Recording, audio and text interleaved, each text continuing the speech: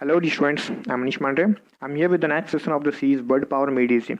So, one thing I would like to tell you: this series is very helpful for you, not only for the examination, but also if you want to improve your English language for the daily life uses, and these words and these vocabularies are important for your examination as well as for the lifetime uses. So, watch the full video to get the complete knowledge. And before this, I have uploaded 2 more courses, so you can watch them also. They are also very helpful and you will learn some important words. So watch the full video. So firstly, in this video I will discuss about some more words, that is graphene. What is the meaning of graphene? We have to understand.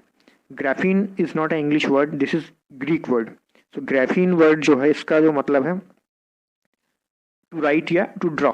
इसका मतलब क्या होता है? आप इसे कह सकते हैं टू राइट, मतलब एक तरीके से लिखना, या फिर हम इसे ये भी कह सकते हैं टू ड्रॉ या फिर खींचना. तो इसी को मॉडिफाई करके हमने बनाया हुआ है ग्राफी. ग्राफी वर्ड भी आपका इसी से बना हुआ है. सो चलिए देखते हैं कुछ वर्ड से रिलेटेड जो बने हुए हैं हमारे पास, उनको डिस्कस करेंगे. सो यहाँ पे हमारे पास है ग्राफोलॉजिस्ट. अब ग्राफोलॉजिस्ट कौन होता है? हस्तलेख विज्ञानी, मतलब हाथ से लिखी हुई जो लिखावट होती है उसके बारे में जो नॉलेज रखता है उसे हम बोलते हैं ग्राफोलॉजिस्ट.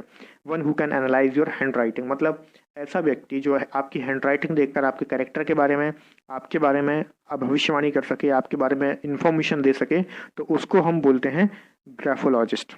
तो जो हाथ से लिखी हुई लिखावट को पढ़कर समझकर आपके बारे में सारी इन्फॉर्मेशन को बता सके, तो वो होता है ग्राफोलॉजिस्ट. अब इसकी जो स्टडी होती है उसको हम बोलते हैं graphology. Speciality of analysing hand writing, मतलब इसकी स्पेशलिटी है. स्पेशलिटी का नाम क्या है? उसे हम बोलेंगे ग्राफोलॉजी, मतलब हस्तलेख का विज्ञान जो होता है वो होता है graphology. So these were the nouns and next we have graphological. So graphological is an adjective. तो ग्राफोलॉजिकल क्या होता है? एक एडजेक्टिव होता है. एक चीज आपको ध्यान रखना है कि अगर आपने किसी वर्ड में CAL लगा देखा है लास्ट में, या फिर TIC अगर आप देखते हैं, तो इसका मतलब ये है कि ये होते हैं एडजेक्टिव्स. आई होप कि भी क्लियर हो गया होगा. आगे बढ़ते हैं. तो नेक्स्ट वर्ड हमारे पास है साइकोपैथी. साइकोपैथी, जैसा कि मैंने आपको प्रीवियस वीडियो में बताया था, साइको जो वर्ड होता है, साइको एक मेंटल एबिलिटी या मेंटल डिसऑर्डर से रिलेटेड वर्ड है. तो देखिए पैथी लगा हुआ. पैथीज का मतलब होता है कि एक तरीके से फीलिंग्स. पैथोज जो वर्ड है लैटिन भाषा का, उससे बना हुआ है पैथी. तो पैथोज से बना हुआ पैथी, हम बोलेंगे साइकोपैथी. साइकोपैथी का मतलब होता है मेंटल और इमोशनल डिस्टर्बेंस. अगर किसी व्यक्ति को मेंटल और इमोशनल डिस्टर्बेंस है तो हम उससे उस स्टेट को, उस स्थिति को बोलेंगे, उस अवस्था को बोलेंगे साइकोपैथी. फिर आगे बढ़ते हैं. Next word. तो देखिए नेक्स्ट वर्ड भी है कायरोग्राफर. अब कायरोग्राफर का मतलब क्या है उसको समझने के लिए आपको सबसे पहले ये समझना होगा कायरो वर्ड जो है इसका मतलब क्या है. कायरो एक तरीके से ग्रीक भाषा का वर्ड होता है और इसका मतलब होता है हाथ या हैंड. हैंड हम इसको बोलते हैं. तो कायरोग्राफर मतलब ऐसा कोई व्यक्ति जो हैंड राइटिंग का एक्सपर्ट होता है, हाथ से लिखने में एक्सपर्ट होता है, तो उसे हम बोलते हैं कायरोग्राफर. मतलब one who rights with hand, जो हाथ से लिखता है वो होता है कायरोग्राफर. एक नाउन होता है. अब इसका जो एक तरीके से स्पेशलिटी है, स्पेशलिटी मतलब जो स्थिति है इसको क्या बोलेंगे? उसको हम बोलेंगे कायरोग्राफी. जो कला है उसको बोलेंगे कायरोग्राफी. तो स्पेशलिटी ऑफ हैंड राइटिंग, हाथ से लिखने की कला, उससे बोलते हैं कायरोग्राफी. कायरोपॉडी. कायरोपॉडी क्या होता है? Treatment of minor alignment in foot, मतलब अगर आपके पैर में थोड़ी बहुत भी चोट आ गई है तो उसको बोलते हैं कायरोपॉडी. उसका जो ट्रीटमेंट होता है that is called chiropody. Next word हमारे पास दिया हुआ है कायरोमेंसी. अब कायरोमेंसी वर्ड आपके लिए काफ़ी फेमस है और आप इसको जानते भी होंगे. डेली लाइफ में आप बहुत ज़्यादा इसको सुनते भी होंगे, देखने को आपको मिलता होगा. तो कायरोमेंसी एक तरीके से पाम रीडिंग, मतलब एक तरीके से देखा होगा आपने आसपास, अपने आसपास में जो लोग होते हैं, कई लोग आपके हैंड रीडिंग करते हैं, आपके हाथ की रेखाएं पढ़ते हैं. भले उनको खुद की रेखाओं के बारे में कुछ पता ना हो, बट फिर भी आपका भविष्य बता देते हैं. तो वो क्या होता है? उस स्थिति को हम बोलते हैं कायरोमेंसी. आई होप की चीज क्लियर होगी. हाथ की रेखाओं को पढ़ना उसको बोलते हैं कायरोमेंसी. आगे बढ़ते हैं.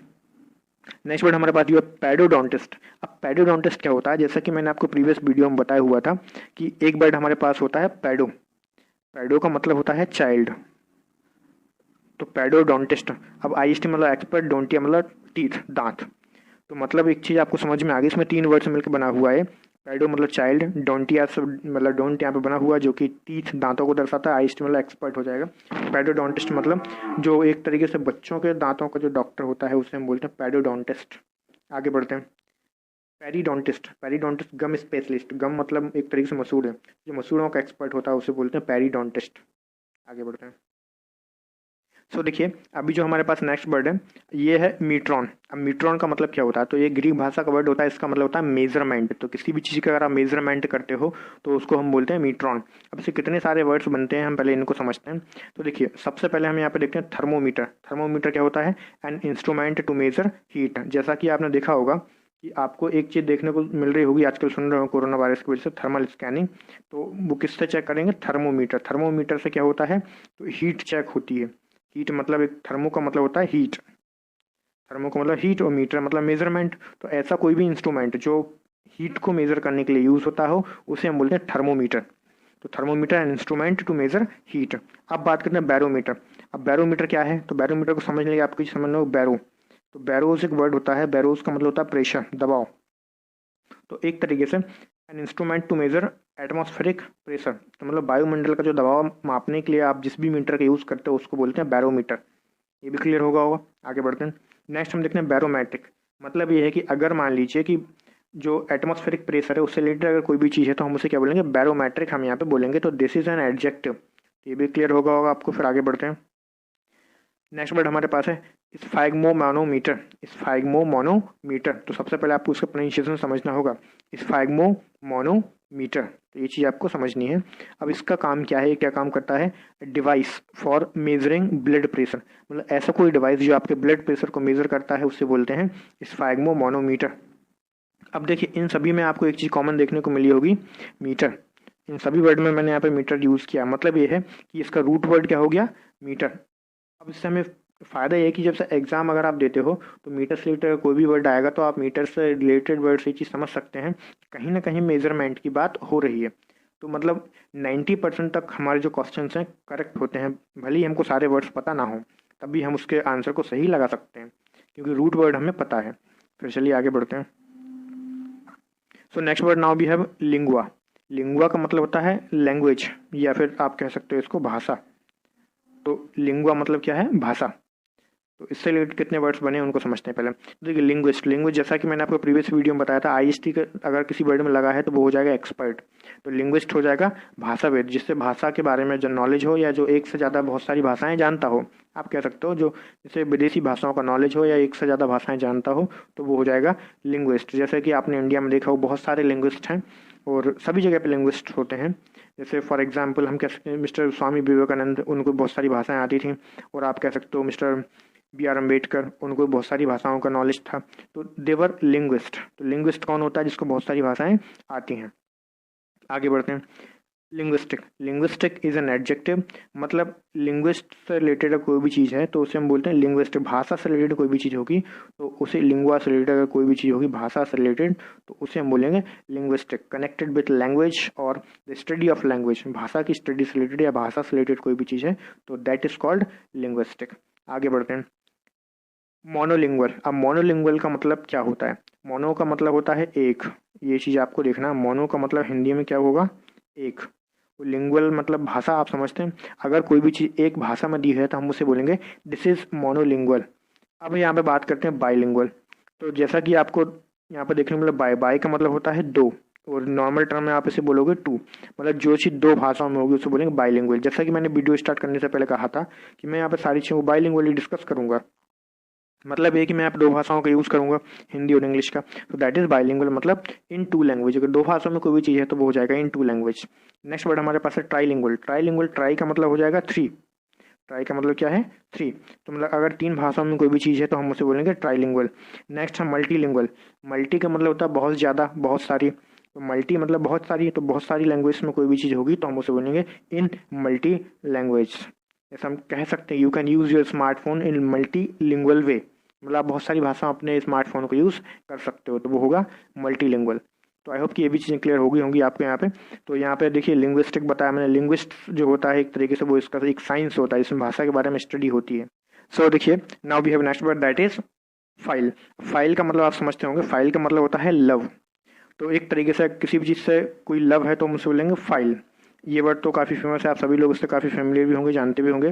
तो देखिए हम यहाँ पे सबसे पहले जो वर्ड हमारे पास दिया है वो है फिलोलॉजी। अब फिलोलॉजी का मतलब क्या होता है, फिलो का मतलब होता है लव और लॉजी मतलब होता है स्टडी या फिर वर्ड्स, मतलब द लव ऑफ वर्ड्स। मतलब शब्दों से अगर किसी को प्यार है तो उस स्थिति को हम क्या बोलेंगे, उस स्टेट को बोलते हैं फिलोलॉजी।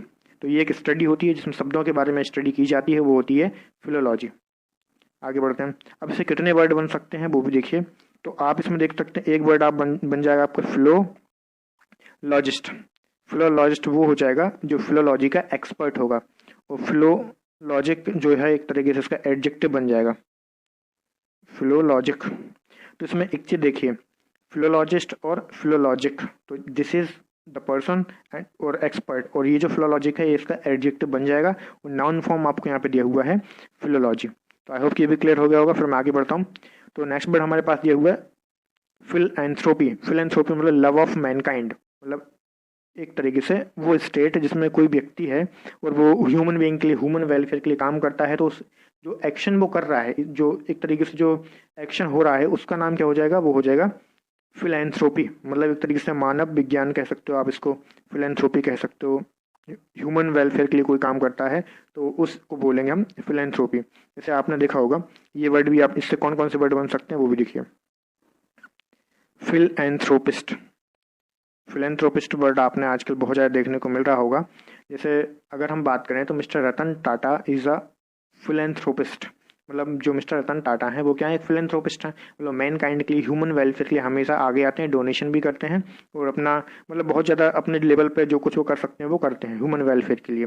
तो who is that, he is a philanthropist. अब इसका जो एडजेक्टिव फॉर्म बनेगा वो बनेगा फिलएंथ्रोपिक। जो एडजेक्टिव फॉर्म है वो हो जाएगा फिलएंथ्रोपिक।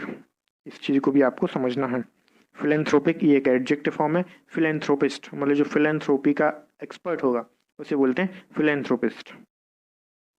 आई होप कि ये चीज़ भी क्लियर हो गई होगी आपको। आगे बढ़ता हूँ फिर मैं। नेक्स्ट वर्ड हमारे पास है एंग्लोफाइल। एंग्लोफाइल का मतलब होता है वन हु लव्स इंग्लिश और इंग्लिश कल्चर। तो आपने एंग्लो इंडियन नाम का एक वर्ड सुना होगा, हिस्ट्री वगैरह में आप पढ़ते होंगे। तो एंग्लो इंडियन क्या होता है, एंग्लो का मतलब होता है इंग्लिश। कहीं पर भी अगर एंग्लो लिखा है जिसका मतलब क्या हो जाएगा, दिस इज इंग्लिश। ये चीज़ आपको याद रखना है।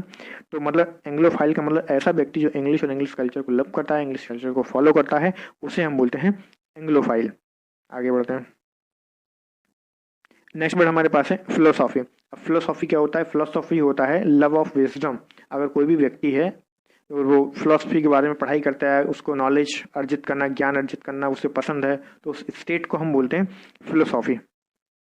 आ रही बात समझ में। जैसे कि अगर हम यहाँ पे बोलें विजडम, बुद्धिमता के बारे में अगर जिसको इंटरेस्ट होता है, उस स्टेट को, उस स्थिति को, और उसे एक तरीके से आप जो बुद्धिमता अर्जित करने के लिए जो प्रैक्टिस करते हो, उस प्रैक्टिस का नाम होता है फिलोसॉफी, लव ऑफ विजडम।